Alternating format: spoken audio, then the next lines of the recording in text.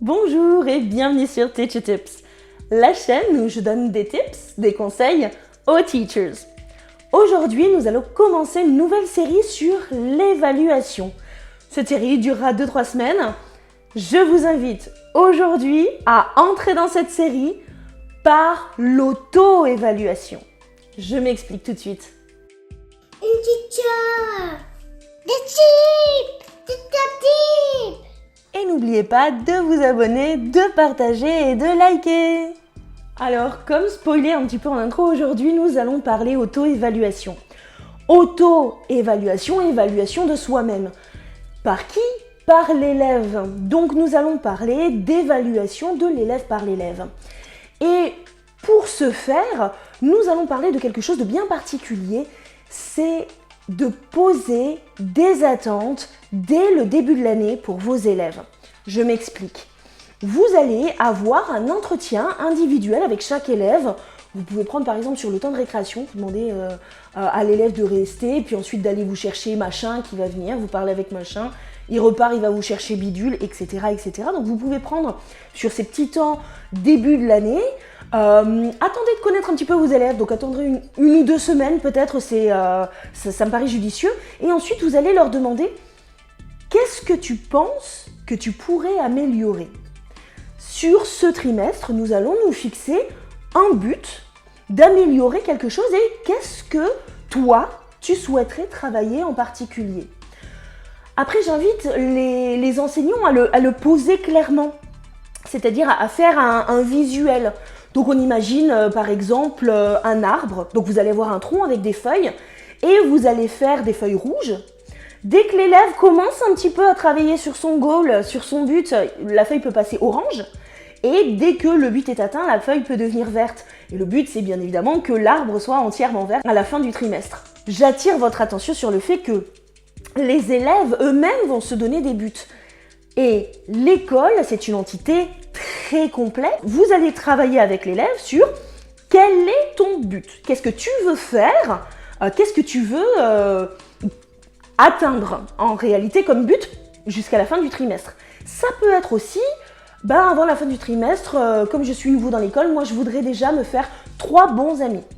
Si j'arrive à me faire 3 bons amis, que j'arrive à les inviter chez moi, à faire des petits goûters chez moi, à être invité à des anniversaires, et ça pour moi, pour un premier trimestre, comme je suis nouveau dans l'école, ça serait un bon but.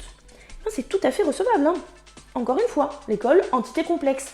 On est là pour des connaissances, mais pas seulement, on est là aussi pour socialiser l'élève, pour lui apprendre à être le citoyen de demain, etc. etc.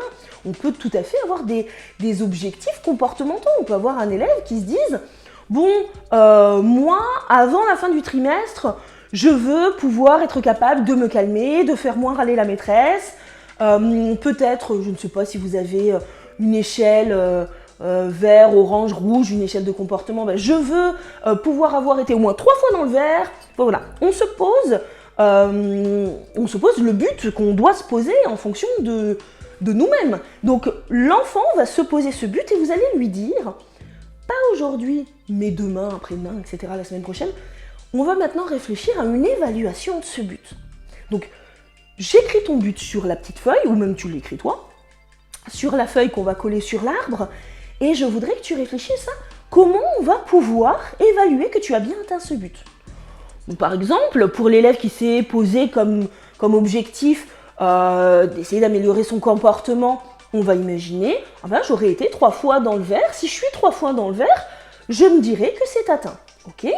L'élève qui s'est fixé comme objectif d'avoir 3 amis, il va se dire, moi si j'arrive à me faire 3 amis, c'est atteint.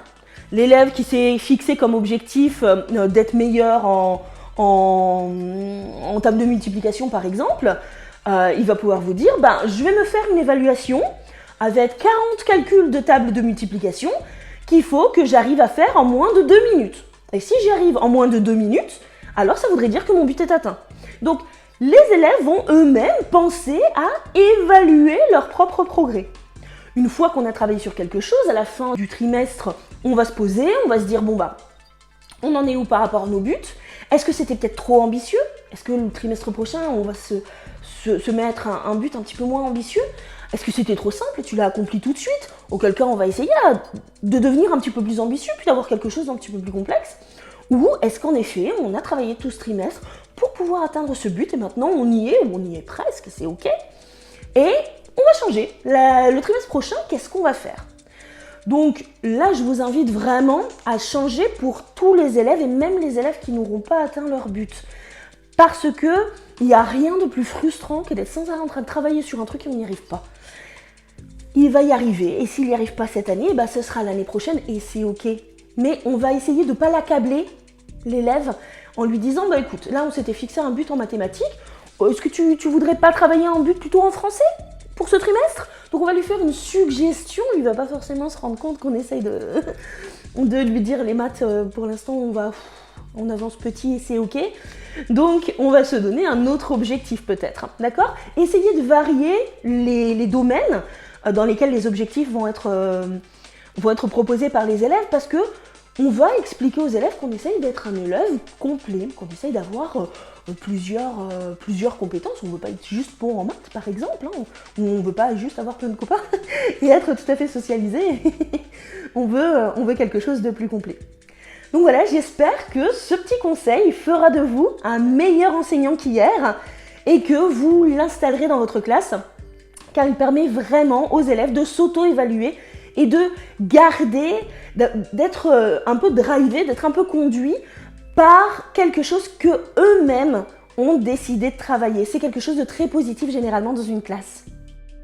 Et n'oubliez pas bien sûr de consulter mon site internet pour voir les nouvelles formations que je suis en train de sortir et pour éventuellement booker une séance de coaching individuel ou de coaching en groupe directement avec moi.